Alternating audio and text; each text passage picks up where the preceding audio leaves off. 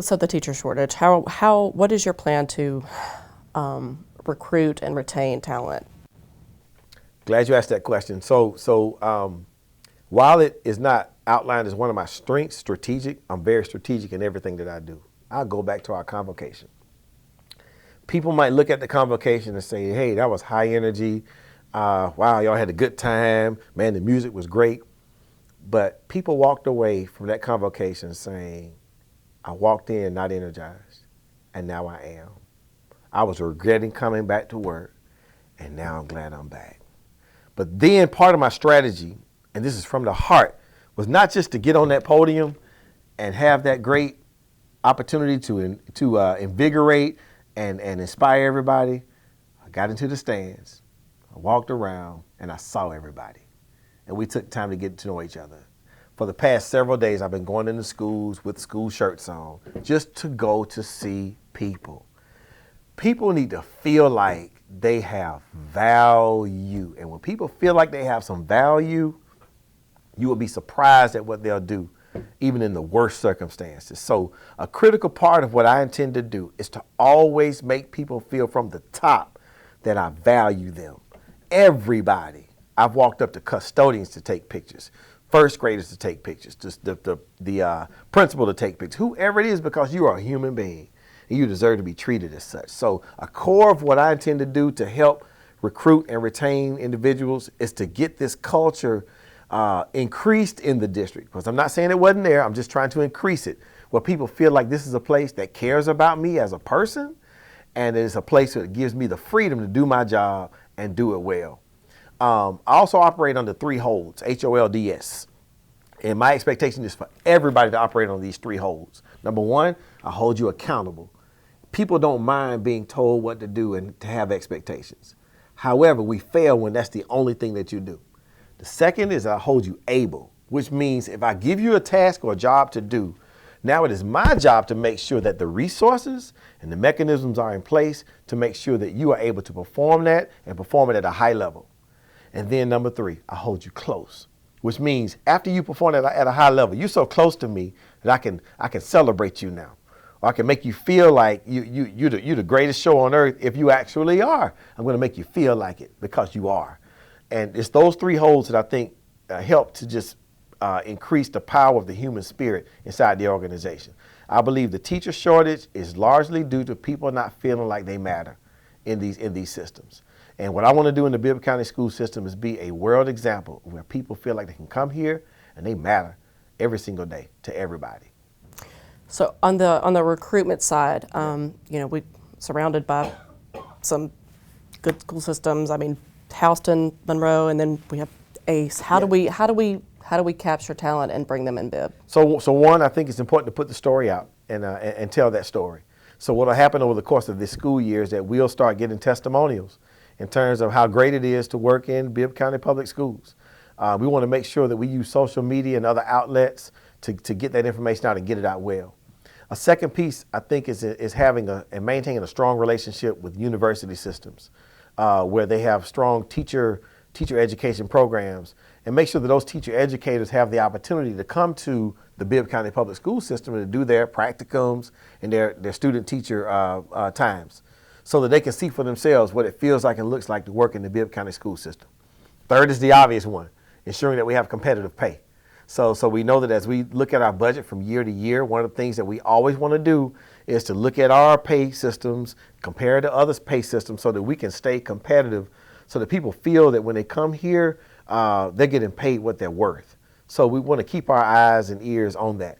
Another powerful thing, and I got this actually from the universities, when some universities come to different cities and different schools to recruit students, the president himself or herself will show up. I can't explain to you what that spoke to me when I saw the actual president to take time to say, we want students from your school.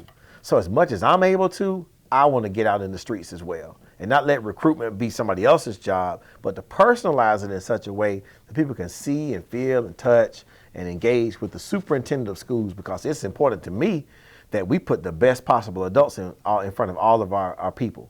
The last piece has to do with making sure that everybody feels empowered to recruit. recruitment is everybody's responsibility. So in addition to testimonials, whether there is a testimonial or not, I want to empower individuals with, number one, the experience to speak about, but also the tools to speak about the district when they speak with friends, former college classmates, et cetera, who might be in education. A lot of times people come to district by word of mouth. So what's the word that's coming out the mouth of these educators? It's based on their experience. And that is a recruitment strategy sometimes we tend to ignore, but we don't plan to do so in Bibb County. So the teacher pay here, is that something you may look at next budget? I don't know if there are any immediate plans. Yeah, so I will say this. In terms of teacher employee pay, that's something you always look at. You never take your eyes off of it, but it's all about the right timing. And of course, looking at the overall budget to ensure that you're able to sustain a fiscally sound organization at the same time accounting for those. So part of that 5-year strategic plan in my head also involves us looking long term in terms of our financial stability to see where and when those opportunities are for us to consider a bump in teacher pay. And of course, we'll pay attention to what our governor does as well and try our best to stay in line in the most timely fashion. It's important also to just be paying attention to other districts and what they're doing to ensure. And that's why you got to always look at teacher pay this at all times so that you can be ready to press go and not try to rush into something that you might not be able to do.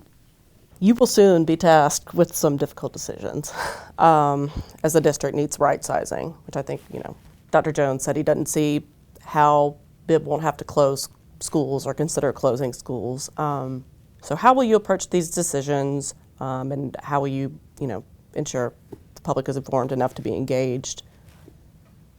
Especially since the BOE doesn't record called meetings, and called meetings are, heavy business goes down in those meetings. Yeah. So great question. So in terms of my approach, I think what you have to do is take a step back. When you start saying close schools, there's something else that led to that decision if it actually happens.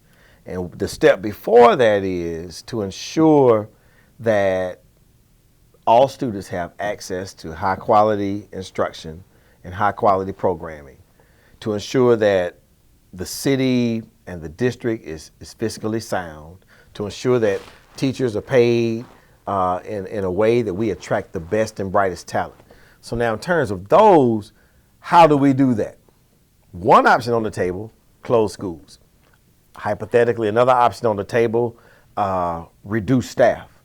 Hypothetically, another option on the table, increase revenue. So as I approach the community, what I want to do is talk about all of the possible ways to ensure that the things I mentioned before are able to happen. And then let's have some thorough conversation about the benefits, the scenarios, and the negative aspects of going down those possible roads so that everybody can be able to look at it from a panoramic standpoint and see what's possible and what's not. The mistake I think most districts make is that you jump out there and you say, we got to talk about closing schools. Well, wait. Before we talk about that, let's talk about the why behind us even having to have that conversation. Let's show data. Let's show how many schools are in said school versus another school. And let's talk about the programming available to students in this school versus this school and possible scenarios of how to increase the quality of what we can get to students in every single classroom every single day. So it cannot be and it will not be an isolated conversation. It's so much bigger than that. And I think when you approach it from that standpoint, people tend to better understand why we even start talking about it. Because what happens is when you make it an isolated conversation, people get territorial and they get defensive. And they do it for good reason, because you're talking about closing something that I covet and I love and that I cherish, and that's all you're talking about is closing? No, that's a better and deeper conversation we have to have with people before we get to even talking about closing schools. So we're going to take our time having those conversations and do it in such a way that we are able to not only invite people to our board meeting areas or our board meetings to voice their concerns, but we get out into the community as well. So I can envision not only us talking about strategic planning, but also about some things that we need to put on the table and just hear from the community about what you're thinking and have some back and forth exchange so we can get on the same page.